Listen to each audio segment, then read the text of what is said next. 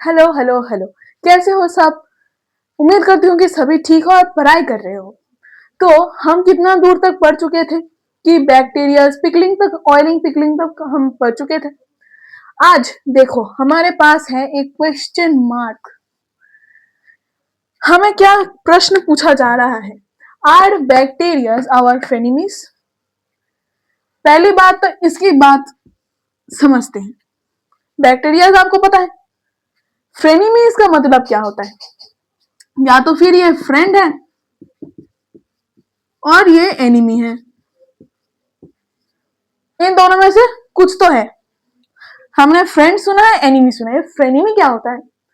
अभी आप देखोगे तो आप देखो कि यहाँ पे दोनों का मिक्सचर है, मतलब ये फ्रेंड भी है और एनिमी भी है।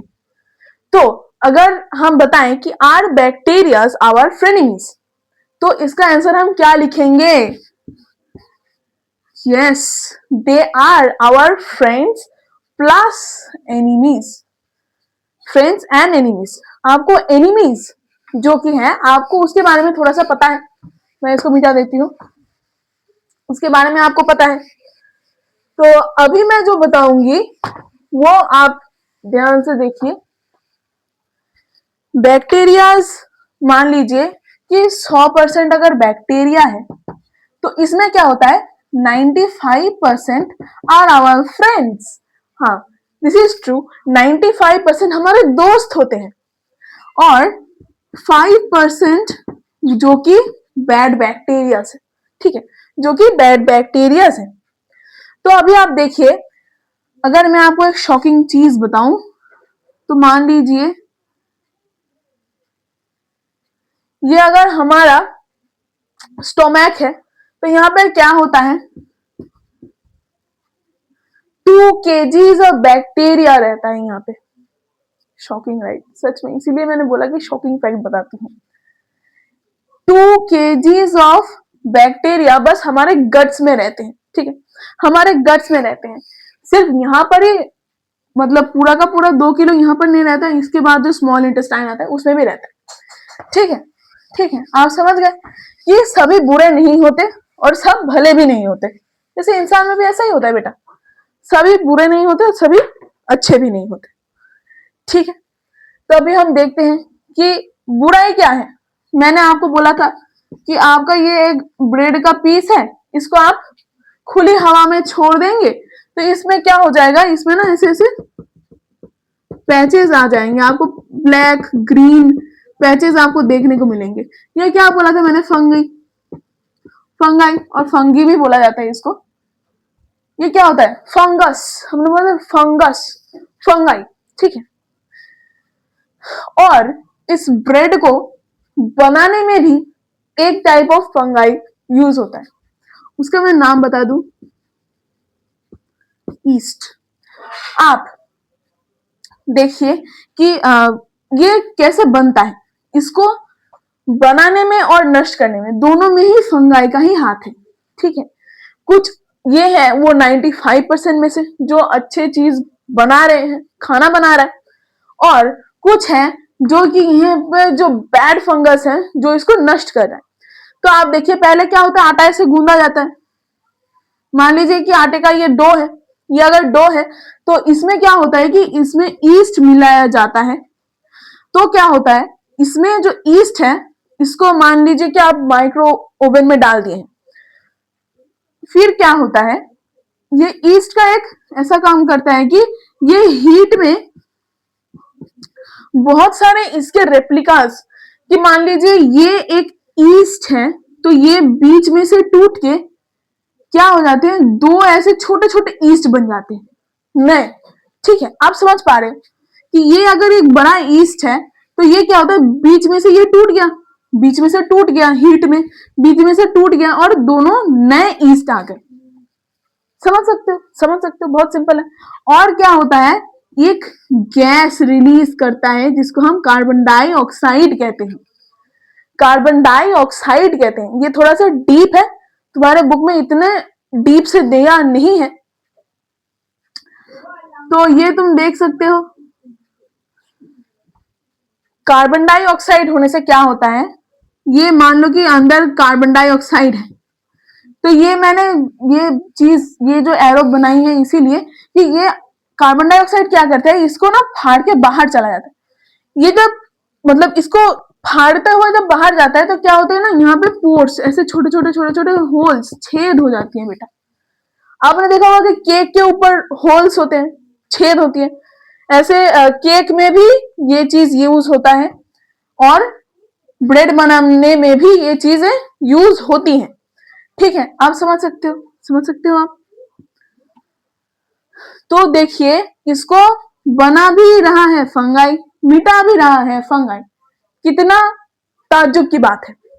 अभी आप देखोगे तो इडली का प्रोसेस भी सेम रहता है, इडली का प्रोसेस, इडली बनाने का प्रोसेस भी सेम रहता है। थोड़ा सा डिटेल में ही आज हम जानेंगे, जितना डिटेल्स आपके बुक में है नहीं, फिर भी आपको ये जानना चाहिए, आप बड़े हो चुके हो, है ना।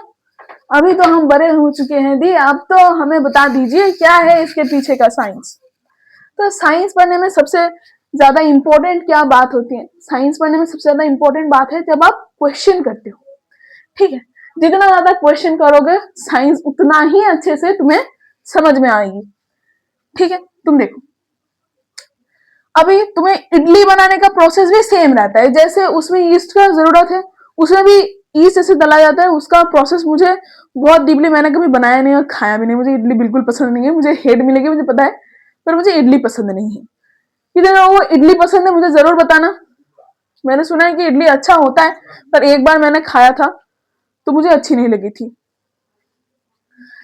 तो देखिए अभी हम बताएंगे आपको योगर्ट, कार्ड जो होता है ना, दही हम खाते हैं पराठे के साथ, दही बड़ा अच्छा लगता है ना, बेस्ट कॉम्बिनेशन है पराठे के साथ दही। तो आप देखिए क्या होता है कि जो दही होता है, पहले मान लीजिए आपने ऐसा एक बोल लिया, मैं प्रोसेस बता रही हूँ, ये खाना बनाने का प्रोसेस है, ठीक है। तो आपने ऐसे बोल दिया, इसको आप उबाल रहे हो, क्या उबाल रहे हो, दूध, दूध उबाल रहे हो, ठीक है। दूध उबाल रहे हो, इसके बाद इसको थोड़ा सा ठंडा किया जाता है, इसमें थोड़ा सा ठंडा किया जाता है इसको। और ये जो दूध है, इसमें मान लो कि तुम्हें मीठी दही चाहिए, तो इसमें क्या होता है कि आप चीनी वीनी डालते हो, और एक चीज मिलाया जाता है, और एक चीज होता है जो कि है पहले से बनी हुई एक चम्मच दही। यू हर्ड मी राइट, पहले से बनी हुई एक चम्मच दही इसके अंदर डाल के इसको अच्छे से मिक्स किया जाता है, अच्छे से मिक्स किया जाता है। और इसको हम रात भर छोड़ दें, ऐसे ही छोड़ दें किसी ठंडी जगह पे, और तो फिर फ्रिज में रख सकते हैं। तो फिर हमें सुबह उठ के क्या दिखता है कि दही जम चुकी है, दही जम चुकी है। अभी इसका डिटेल्स बताती हूँ कि ये चीज क्यों ऐड किया जाता है दही बनाने में, पहले से बनी हुई दही क्यों। अभी आप देखिए दही में एक बैक्टीरिया होता है, ठीक है। इसीलिए अभी कभी आपने देखे होंगे कि जब भी आपका पेट अपसेट हो जाता है, होता है, सभी का होता है, तो शर्मनाक बात नहीं है, सभी का होता है।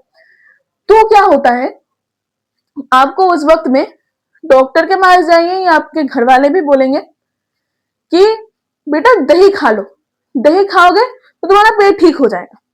तो क्या होता है उसमें, दही में एक जो बैक्टीरिया रहता है, बाद में जाके तुम्हें और डिटेल्स मिलेगा, इसमें सेम प्रोसेस ही है पर नाम बाद में जाके पता चलेगा, ठीक है।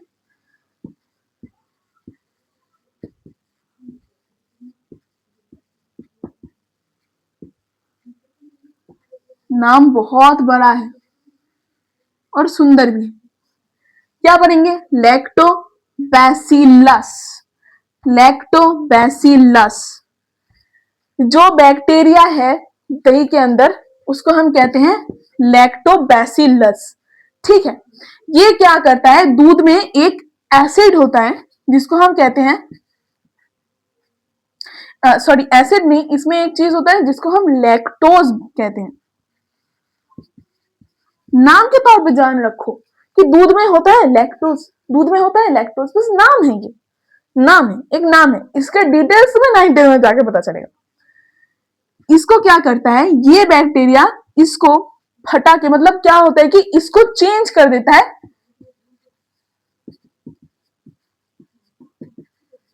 इस चीज में जिसको हम कहते हैं लैक्टिक एसिड। ठीक है, लैक्टिक एसिड में चेंज कर देता है जो हमारे पेट को अपसेट होने से बचाता है। तो फिर आप देख सकते हो कि ये कभी कभी क्या होता है कि ये जो बैक्टीरियाज है ना, ये हमारे मेडिसिन बनाने में भी काम आ जाता है। तो ये क्या हो रहा है, मेडिसिन की तरफ से काम कर रहे हैं ना, मेडिसिन की तरफ से काम कर रहा है, तो ये मेडिसिनल गुण भी है इसमें। तो बहुत सारी ऐसी चीजें हैं जो मेडिसिन इन चीजों से बनती है, मतलब बैक्टीरिया से बनती है। ठीक है, आप समझ सकते हो। इसके बारे में और डिटेल्स में आप जब और बड़े हो जाओगे तभी आपको और ज्यादा पता चलेगा कि बहुत सारी ऐसी चीजें होती है जो बैक्टीरिया, फंगाई, इन चीजों से बनती है। ठीक है, अभी अगर आपको मैं समझाऊं कि इसके बाद जो है ना, उसको हम क्या कहते हैं, सीजनल फ्रूट्स, इसके बारे में हम जानेंगे। आपके बुक में बना होगा माई फूड माई प्राइड। ठीक है, मैं बताती हूँ।